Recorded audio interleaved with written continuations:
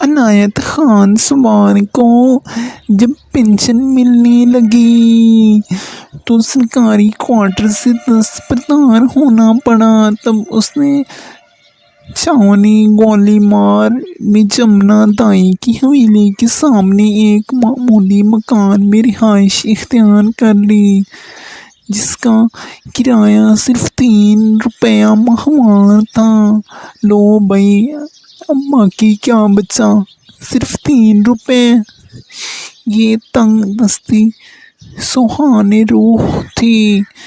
اس ایک ہی بیٹا تھا، نواب خان۔ نواب خان نے مڈل کا امتحان پہلے درجہ میں پاس کر لیا تو عنایت نے ایک دوست سے تنگ دستی کا حال بیان کیا۔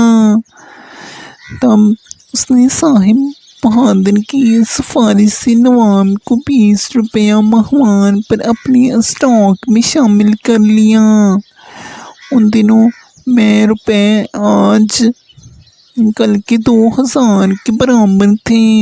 نواب فرمانبردار اور نماز روزے کا پابند نوجوان تھا۔ باپ نے اس کی شادی جھانسی میں کرا دی تھی۔ جھانسی للت پور دینا وغیرہ بنٹھیل کھنڈ کا علاقہ کہلاتا تھا۔ یہاں کے اکثر و بیشتر باشندے بہت شاطر واقع ہوئے تھے، جبکہ عورتیں ترقی پسند تھیں۔ پر لوگ تمثیل پیش کیا کرتے تھے کہ جھانسی گلے کی پھانسی، دینا گلے کا ہار، للت پور چھوڑ کر نہ جائیے جب تک ملے ادھار۔ یہ کہاوتیں وہاں کے بارے میں مشہور تھیں۔ عنایت خان بہو کو چھاؤنی گوالیار لے آئے۔ دل میں بڑے خوش تھے کہ پالا مار لیا، لیکن کارکنان قضاء و قدر اور فکر میں تھے۔ بہو نے بھی نمائشی طور پر ساس سسر کا احترام ملحوظ رکھا۔ بدقسمتی سے عنایت خان نمونیا کی لپیٹ میں آ گئے۔ بہو نے دوا میں زہر ملا کر ان کا خاتمہ کر دیا اور خود صدمہ سے نڈال پڑ گئی۔ ظاہر ہے اپنا کیا تھا، دکھ کے اظہار کے لیے آنسو بہانے تو ضروری تھے۔ اب تو گویا دروازہ کھول گیا جھانسی کے وہ آوارہ لوگ جن کے ساتھ بہو کے سابقہ تعلقات تھے، تعزیت کے عنوان سے آنے جانے لگے۔ وہ بھی ان لوگوں کو اپنا قریبی رشتہ دار ظاہر کرتی رہیں۔ بوڑھی ساس نے بہو کے یہ لچھن دیکھے تو ماتھا ٹھنک گیا۔ اس نے اپنا بگلے جیسا چونڈا دھوپ میں تو سفید نہیں کیا تھا، اشاروں کنایوں سے طنز بھی کیے اور پردے ہی پردے میں سمجھانا بھی شروع کر دیا، مگر بہو پہ اثر تو ہو۔ بیٹے سے کچھ کہنا گویا پل بھر میں گھر کا اجاڑ دینا تھا۔ صدمے سے بیمار پڑ گئی تو عیار بہو نے اس کو بھی اسی ترکیب سے ملک عدم پہنچا کر سارے دکھوں سے نجات دلا دی کہ جو بوڑھے سر پر آزمائی تھی۔ اب تو دونوں کانٹے راستے سے دور ہو گئے تھے۔ نواب سارا دن ڈیوٹی پر رہتا اور گھر میں آوارہ لوگوں کی عملداری تھی۔ محلے والوں نے کان کھڑے کیے اور فضا میں خطرے کی بو سونگھنے لگے۔ اس پر عورت نے نئی چال چلی۔ نواب کو کہا کہ اس گھر میں اب دل نہیں لگتا۔ ساس سسر کی وفات کے بعد سے وحشت ہوتی ہے۔ یہ در و دیوار ان کی یاد دلاتے ہیں۔ خدارا اب تو جانسی تبادلہ کروا لیں۔ نواب نے بھاگ دوڑ کر کے جانسی تبادلہ کروا لیا۔ اب تو بہو بیگم کی واری نیارے ہو گئے۔ نواب کو 8 دن گھر سے باہر رہنا پڑتا۔ جس دن گھر واپس آتا نقشہ ہی بدلا ہوا پاتا۔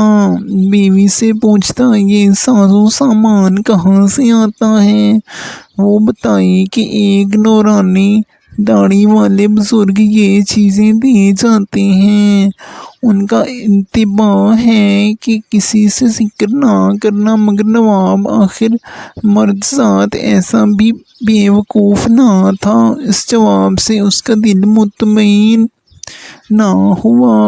وہ بولا خواہ وہ نورانی بزرگ ہی کیوں نہ ہوں، سن لو اب کوئی یہاں نہ آنے پائے۔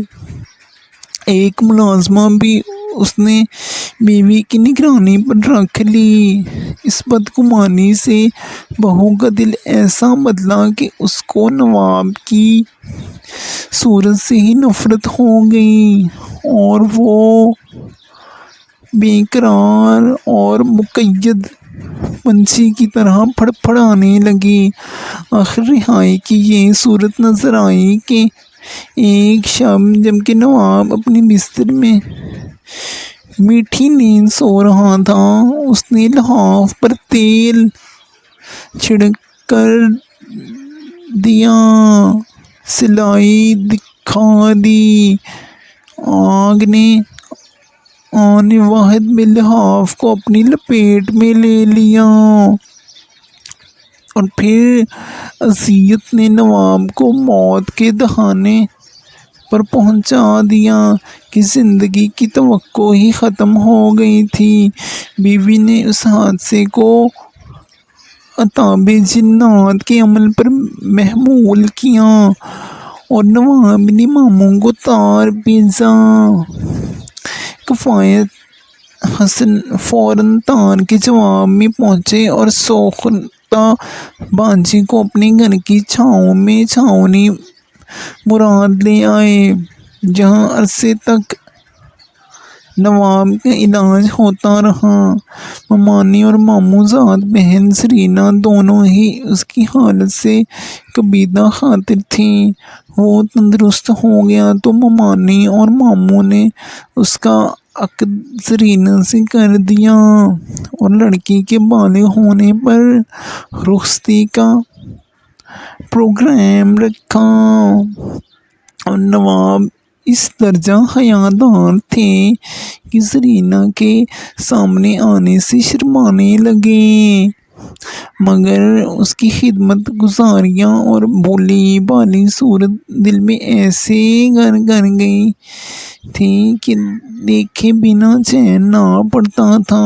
انہوں نے اپنا بستر مردان خانے میں لگا دیا، مبادہ دل کے ہاتھوں مجبور ہو کر کبھی کوئی غلطی نہ کر بیٹھے۔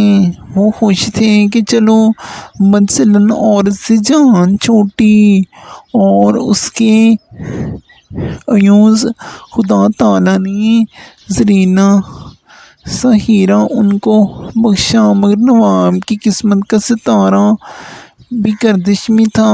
چند دنوں میں ہی زرینہ تب محرقہ میں مبتلا ہو کر اللہ کو پیاری ہو گئی۔ ماں باپ کے غم کا تو ٹھکانہ نہ تھا، مگر نواب کی حالت بھی دیکھی نہ جاتی تھی۔ اجڑی ہوئی زندگی میں جو امید کی شمع روشن ہوئی تھی، وہ بھی کتنی جلدی بجھ گئی تھی۔ اب تو 400 اندھیرا ہی اندھیرا تھا۔ اہلی محلہ زرینہ کو دفن کرنے کے لیے جاتے تھے، جس کی ڈولی کاندھوں پر اٹھائی جانے والی تھی۔ اب اس دنیا سے اس کا لاشا جا رہا تھا۔ نواب سے یہ نظارہ دیکھا نہ گیا اور وہ اسی دن مجمع سے غائب ہو گئے۔ اب دوہری مصیبت پیش آ گئی، ایک تو سرینا کی موت کا صدمہ، پھر نواب کی گمشدگی کی پریشانی۔ کفایت حسین اور بیوی دونوں سخت پریشان تھے کہ کیا کریں، کہاں جائیں، کہاں سے نواب کو ڈھونڈ نکالیں۔ یہ خیال کر کے کہ کہیں غم سے خودکشی نہ کر لی ہو، انہوں نے شہر کے سب کنویں چھنوا لیے، مگر نواب کا بال بھی دریافت نہ ہو سکا۔ شہر کے دائیں کنارے پر وسیع و عریض قبرستان تھا۔ اسی قبرستان میں ایک بزرگ کی پکی قبر تھی۔ عام طور پر مقبرے کے کوارٹر بند رہتے تھے۔ ہر جمعرات شہر سے ایک جاروب کش یہاں آتا اور کوارٹر کھول کر صفائی کر جاتا تھا۔ مقبرے میں پتھروں کی خوشنما جالیاں لگی ہوئی تھیں۔ جمعرات کے دن وہ حسب معمول صفائی کے لیے آیا، ابھی تالا کھولا بھی نہ تھا کہ بند مقبرے سے تلاوت کی آواز سن کر حیران ہوا۔ جالیوں سے اندر جھانکا تو تھرا کر رہ گیا۔ ایک مردہ سفید کفن میں ملبوس تعویذ کے متوازی لیٹا ہوا تھا۔ بیچارہ اصل بات کیا جانتا، سمجھا یہ کرامت بزرگ کا کرشمہ ہے۔ عطر و عنبر کی لپیٹیں آ رہی تھیں، قرآن پاک کی تلاوت سے کمرہ گونج رہا تھا۔ وہ تو خوف زدہ ہو کر شہر کی جانب بھاگا اور رستے میں جو بھی ملتا گیا اسے معجزے سناتا گیا کہ آج تو صاحب قبر بزرگ قبر سے باہر لیٹے ہوئے ہیں۔ پھر کیا تھا، سارے شہر میں یہ بات جنگل کی آگ کی طرح پھیل گئی۔ سینکڑوں تشنہ کرامات زیارت کے لیے پہنچ گئے تاکہ کچھ بخشش ہو، کچھ کفارہ گناہ ہو سکے۔ اس عجیب و غریب واقعہ کی خبر جب پولیس کے کانوں تک پہنچی تو عبداللہ خان انچارج نے مجاور کو حکم دیا کہ مقبرے کا دروازہ کھولو۔ مجاور صاحب مقبرے کی دیوار کے شگاف میں چابی رکھ دیا کرتے تھے۔ دیکھا تو وہاں چابی ہے نہ تالا۔ گھبرا کر کہا، صاحب مزار نے چابی اور تالا دونوں چیزیں غائب کر دی ہیں۔ پولیس والوں نے لوہار کے ذریعے چوبی کوارٹر الگ کروائے تو کیا دیکھتے ہیں کہ گمشدہ نواب دونوں آنکھیں بند کیے تلاوت قرآن میں مصروف ہیں۔ پھولوں کے گجرے اور لوبان مہک رہے ہیں۔ قبر کے تعویذ کے متوازی سرینا کی لاش کفن میں لپٹی رکھی ہے۔ تھانے دار نے گرج کر پوچھا، میاں یہ کیا ہو رہا ہے؟ مگر عاشق بے نیاز نے کوئی نوٹس نہ لیا، تلاوت جاری رکھی۔ تب تھانے دار نے گردن پکڑ کر جھٹکا دیا اور اسے کھڑا کر دیا۔ یہ کیا ڈرامہ ہے میاں؟ تمہاری تلاش میں تو تمہارے ماموں نے سارے شہر کے کنویں چھنوا مارے ہیں اور یہ میت بے گور کسی خستہ تن کی ہے۔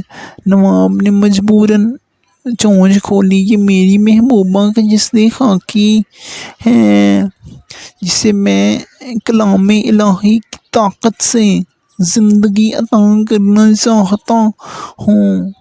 تھانے دار نے کہا، پاگل ہو گیا ہے تو مسلمان نہیں رہا ہے؟ ارے کہیں مردے بھی زندہ ہوتے ہیں؟ تھانے دار صاحب ایسی باتوں کے قائل نہیں تھے۔ عاشق نامراد کو وہیں پہ ہتھکڑیاں پہنا دیں اور میت کا ڈاکٹری معائنہ کرانے بھجوا دیا۔ پھر میت کا دوبارہ غسل ہوا اور وہ غریب آرام سے قبر میں جا سوئی۔ نواب محبت کے مارے نے پولیس کو بتایا کہ درد جگر کی ٹھیس ایسی تھی کہ برداشت نہ ہوتی تھی۔ مجبور ہو کر میں نے اپنے دل کے سکون کی خاطر یہ غیر شرعی کام کیا۔ جس روز رینا کی لاش کو دفن کیا گیا، میں نے سر شام ہی گورکن سے پھاوڑا حاصل کیا۔